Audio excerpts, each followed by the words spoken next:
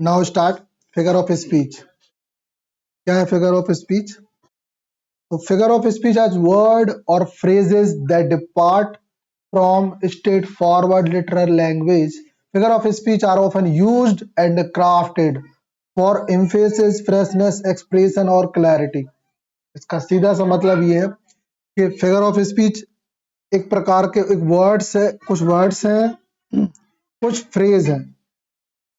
Word मतलब word होता है, फ्रेज वर्डों से मिलके बनता है ना। That depart from straight forward literary language.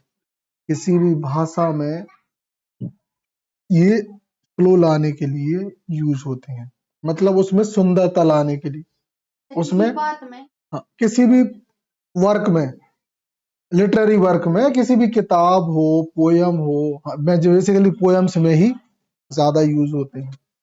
आई बात समझ?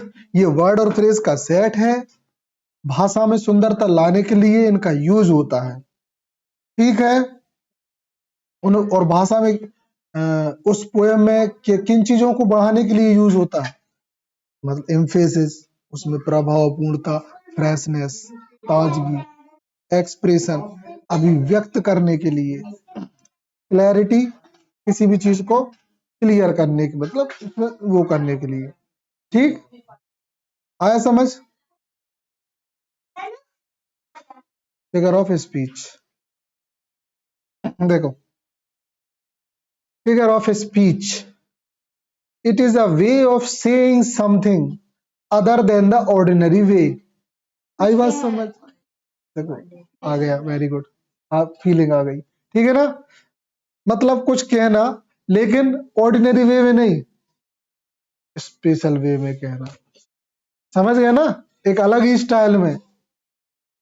सम common types of figurative language are, जो है similes, metaphor, alliteration, onomatopoeia, idiom, puns and sensory language.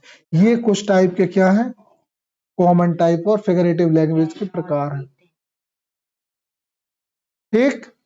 Language using figure of speech is language that can not be taken literary.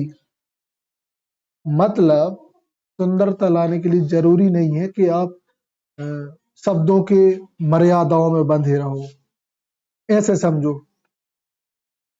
मान लो कि एक example से ही समझो, अ, किसी भी वर्क में ना सुंदरता लाने के लिए लास्ट के जो वर्ड होते हैं ना, उनमें राइम स्कीम लाने के लिए लोग उनकी स्पेलिंग चेंज कर देते हैं।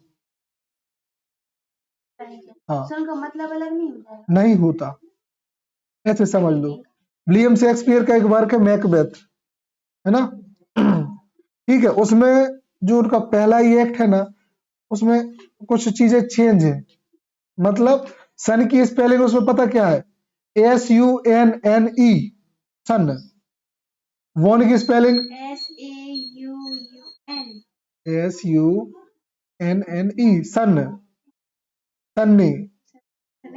और वॉन की स्पेलिंग जनरली वॉन जीतना, WON, वॉन, वॉन, लेकिन उसमें लिखा है WONNE, वॉन, सन, वॉन।